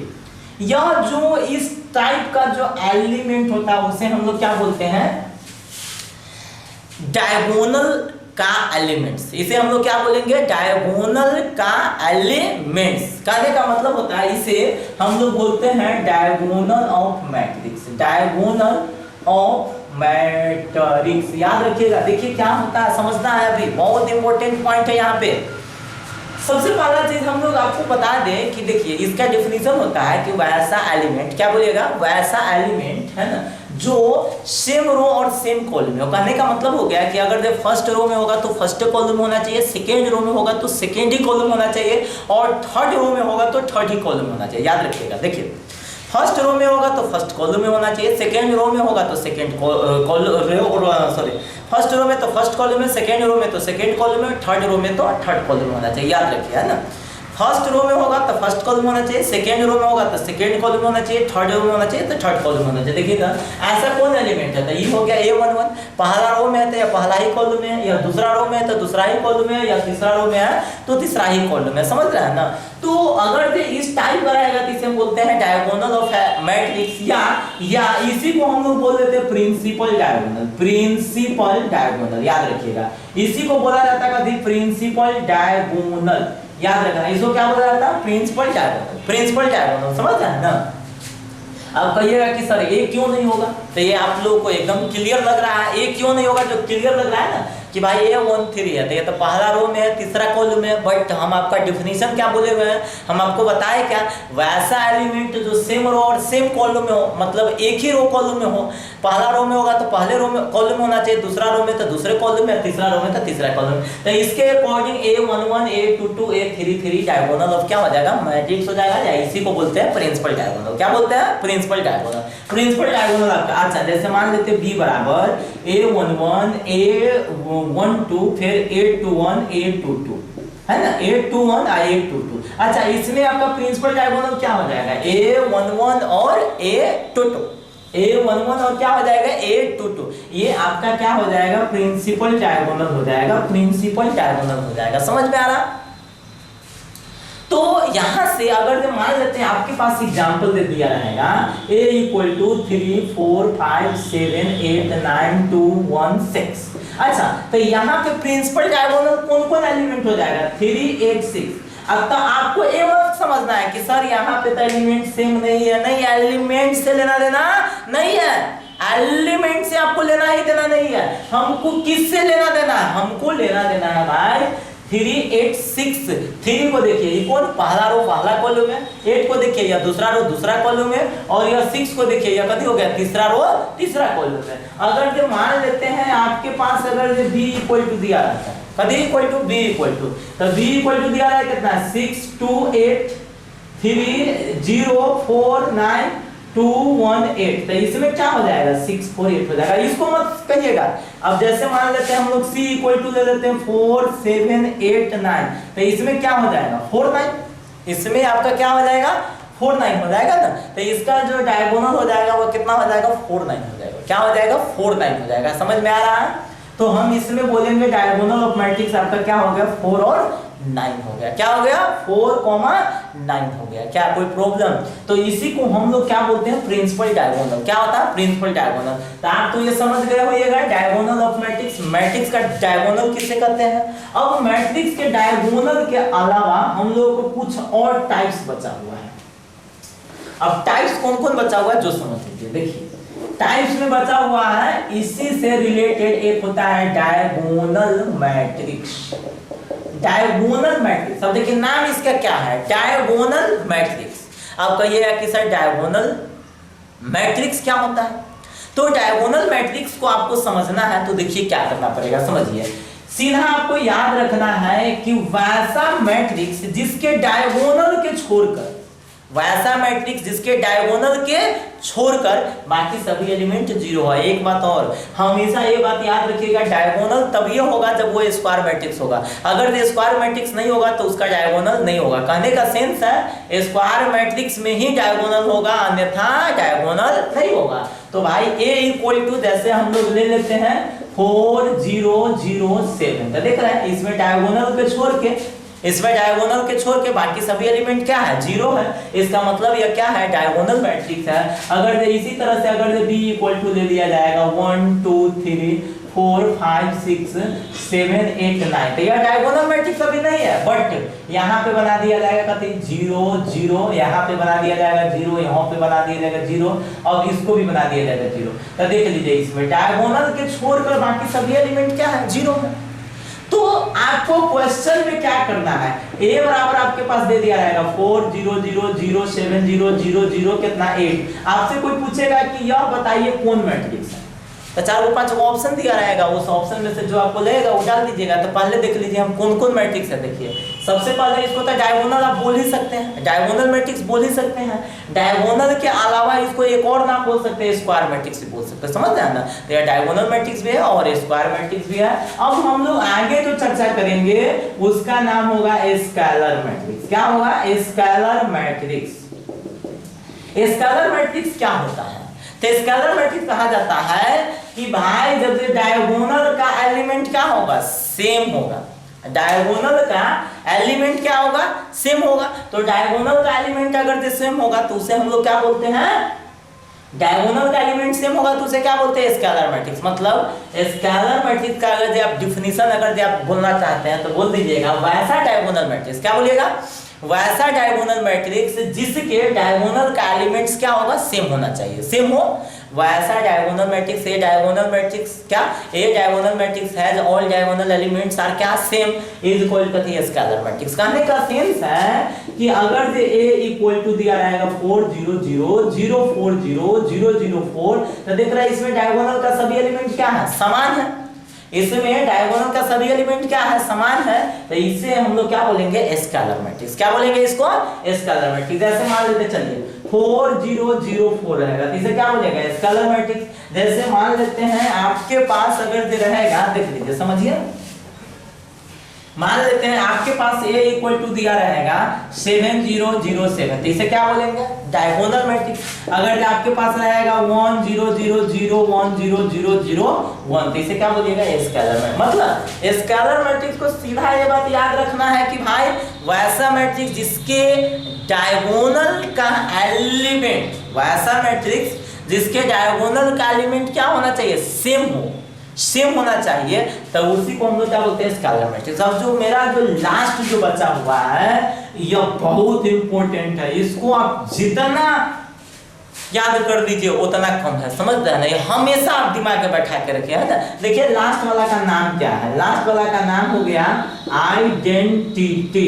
आइडेंटिटी या इसी को बोला जाता है यूनिट मैट्रिक्स। आइडेंटिटी और क्या बोला जाता है? Unit matrix. इसको हम लोग क्या बोलेंगे? आइडेंटिटी और यूनिट मैट्रिक्स। अब कहिएगा कि सर ये क्या होता है? देखिए इसका नाम में है यूनिट। यूनिट मतलब इकाई। इकाई कहने का मतलब कथी? एक। इसका कहता है कि वैसा डायगोनल मैट्रिक्स जिसके डायगोनल का सभी एलिमेंट 1 होगा। वैसा डायगोनल मैट्रिक्स जिसके डायगोनल का सभी एलिमेंट 1 होगा तो उसी को हम लोग क्या बोलते हैं? Scalar matrix. उसको हम लोग क्या बोलेंगे? Scalar matrix. वैसा मैट्रिक्स जिसके डायगोनल का सभी एलिमेंट क्या होना चाहिए? 1 होना चाहिए तो उसी को हम लोग क्या बोलते हैं? Identity matrix. अर्थात हम लोग a बराबर लिखेंगे 1 0 0 0 1 0 0 0 1 तो इसी को क्या बोलते हैं? Identity matrix. क्या बोलते हैं? Identity matrix. तो देखिए तो इसके डायगोनल का सभी एलिमेंट क्या है? 1 है। अब यहाँ पे आपको एक बात और समझना है, यह आपका स्केलर मैट्रिक्स भी है, आइडेंटिटी मैट्रिक्स भी है, डायगोनल मैट्रिक्स भी है और प्लस में स्क्वायर मैट्रिक्स भी है। समझ में आ रहा है ना?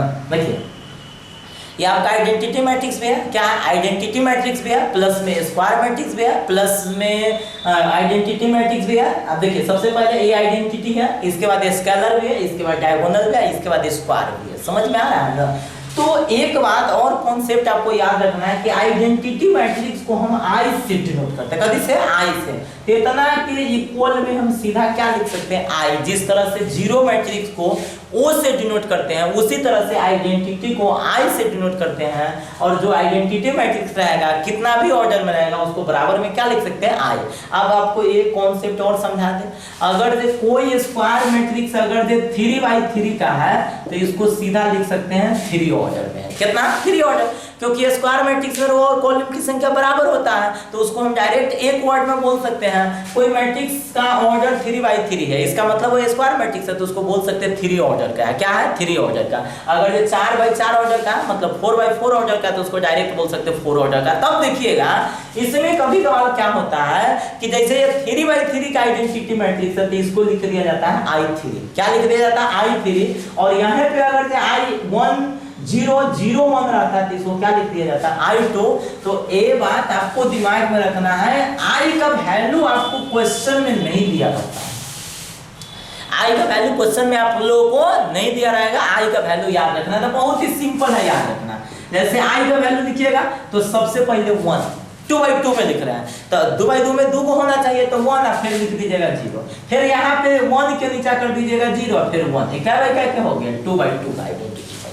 अगर जो उसी तरह से अगर जो आपको 3/3 में लिखना रहता तो सबसे पहले क्या लिखते 1, सबसे पहले क्या लिखते 1, अब फिर बाकी जाए वो 3/3 के अंदर 3 को पुराना पड़ेगा ना, 3 को पुराना पड़ेगा तो 3 को पुराने के लिए 1, अब बाकी 2 को 0, ठीक है।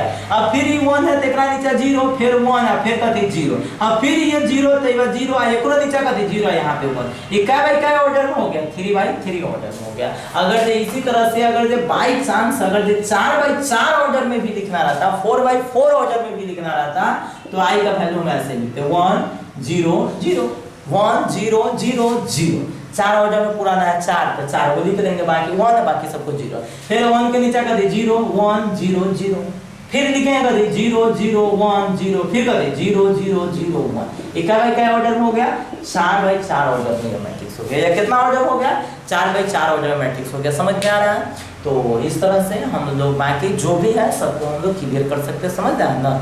तो आप लोगों को यहाँ तक समझने में कोई दिक्कत होगा तो आप लोग कमेंट बॉक्स में जाकर कमेंट कीजिएगा, और आप लोगों को अगर ये सेशन अच्छा लगा होगा तो अगर भी आप अभी तक लाइक नहीं किए हुए तो सेशन को प्लीज़ लाइक कर दीजिए, और मेरे चैनल पे अभी नए हैं तो आप प्लीज़ सब्सक्राइब कर दीजिए, और अगर आप पहले से ही आप सब्सक्राइब किए हैं तो आपका बहुत बहुत शुक्रिया। तो आज का क्लास हम लोग यहाँ पे रोकते हैं, फिर हम आपको मिलते हैं अगले लेक्चर के साथ अगले दिन, तब तक आप लोग देखते रहिए।